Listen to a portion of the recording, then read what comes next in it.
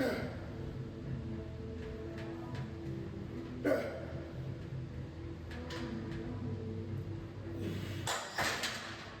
what's up, you guys? IFBB Pro for James here, and in this video, we're going to talk about how you're doing the shoulder press, but you're probably not training your shoulders.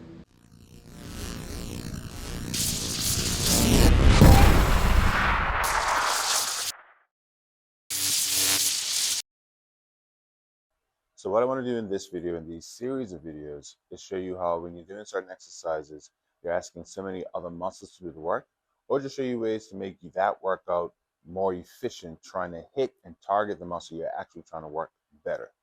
So when it comes to the shoulder press, with like many workouts, I think we gotta start with you just picking up weight, thinking just because you're holding the weight, meaning you're putting that load on the muscle.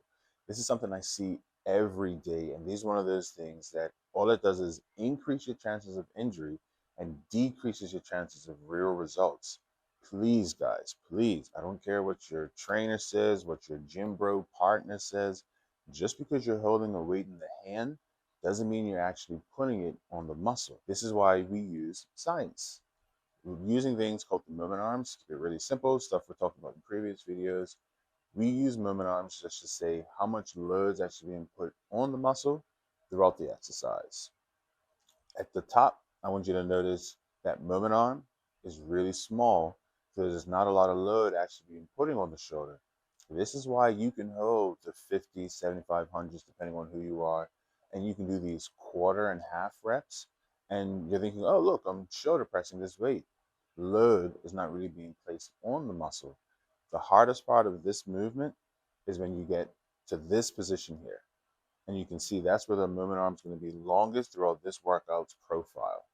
This is where you want to try and get to if you're actually trying to say, yes, let me maximize this workout. Let me try and put it in its hardest position so the shoulder has to do the most amount of work.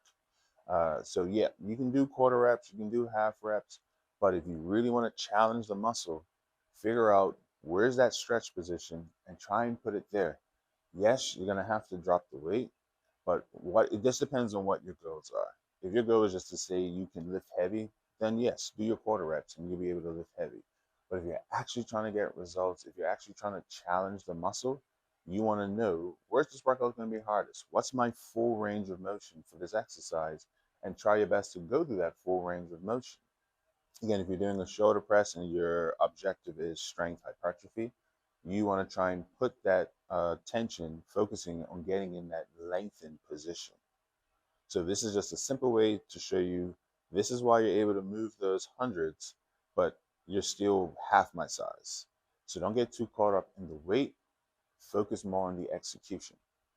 Another thing we want to be mindful of is your range of motion. We talked just now about staying in that range of motion. I like to say your active range of motion. One of the things I would see religiously in the gym is people will press up and they'll slam the dumbbells together, thinking that's actually part of the movement. You're actually taking tension off the shoulders every time you do it. And then the same is true for when you're just thinking, well, oh, okay, let me go all the way down. You just drop down and then trying to spring up.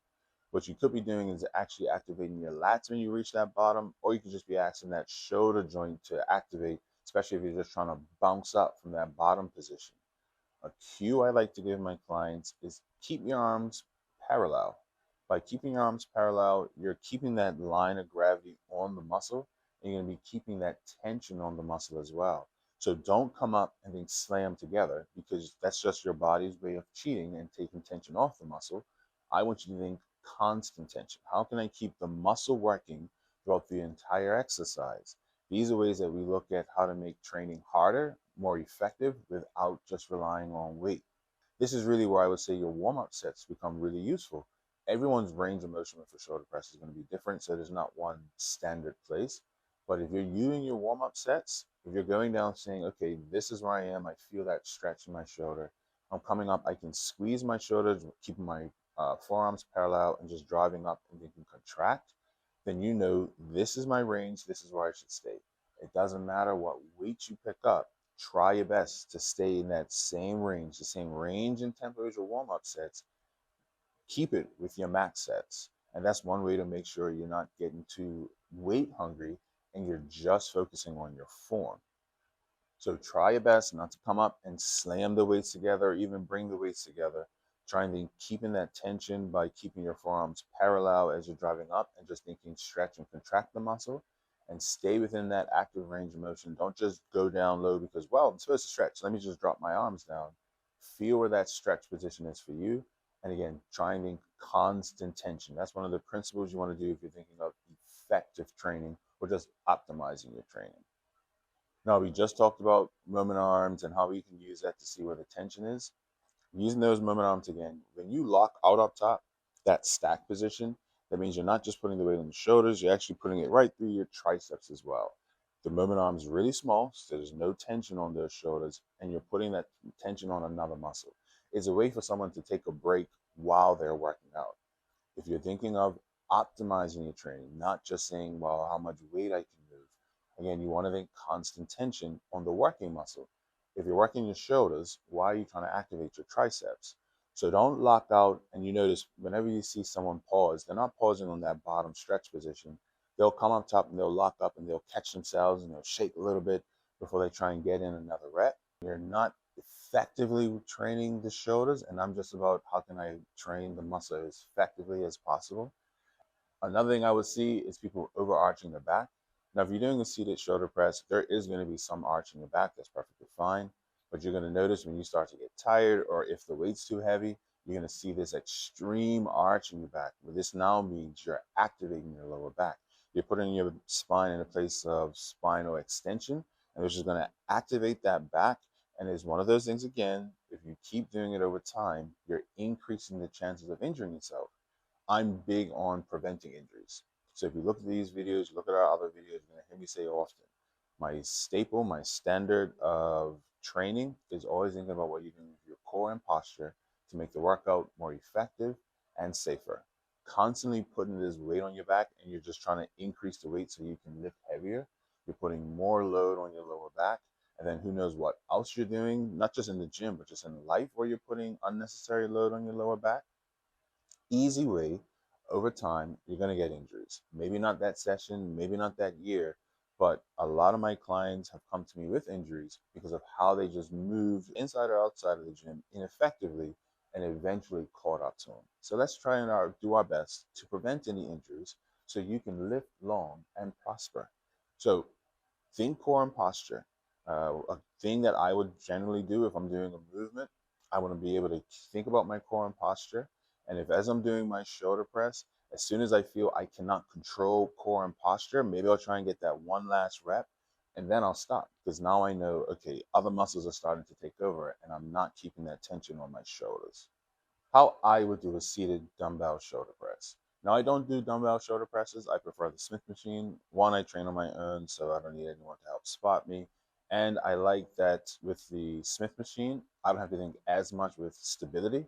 If you're trying to grow your muscle, stability is a factor, but you don't really need it. You're just trying to put tension on the muscle. But if I was to do a dumbbell shoulder press, it'd be very similar to how I do a Smith machine. First, get that set up. Find the best angle for you. We won't go too much into that, but I would have it slightly back just so I know my front delt's doing a bit more of the work. I would think of my feet, butt, and head. Those are your three anchor points. I will make sure those are attached to their solid grounds, and I want to push through those 3 points as I'm doing the movement. If I feel my feet's flying up, my butt's coming up, or I gotta arch my neck to do the movement, I know this weight's probably too heavy or it's time for me to stop because I'm most likely going to increase the chances of injury. Once I get that position, I'm going to have my hands just outside my shoulder width. I would do my warm-up sets to make sure I feel how low I should go so I feel that stretch in my shoulder. I want to come down with keeping my forearms parallel. I'm thinking about driving my elbows slightly forward and away from me to feel the muscle stretch. Then as I drive back, I'm going to push back slightly, thinking driving my elbows to my ear, but still keeping those forearms parallel. There will be a slight arch in my back, but I'm going to make sure not to overarch. If I do, I know that's my time to stop. And when I contract them top, it's a very short time. Again, we use the movement arm. We know the top portion of the exercise, there's not that much tension on the muscle. So I do want to go through that range, squeeze the muscle, and then try and go right back down to really focus on that stretch, because I think that's where the results are really going to happen. That's where I'm strongest. That's where the workout's hardest. So I really want to focus going nice and slow, feeling that stretch before I drive back up and squeeze the muscle. Always thinking about my core, my posture, always thinking about, what's the full range of motion for this particular exercise. Where is it hardest? Where is it easiest? Where I got to focus on. And these are just some of the principles I would use to make sure I'm making it more effective. So join your next show today. I would love for you to try some of the cues that we went through today. See if it made a difference. See if you felt better. See if you had to drop the weight. And remember, don't get caught up in weight. It's not the weight, it's how we use the weight that we get our results. I hope you guys enjoyed this video. Please check out some of the other videos on the page, and I'll see you guys next time.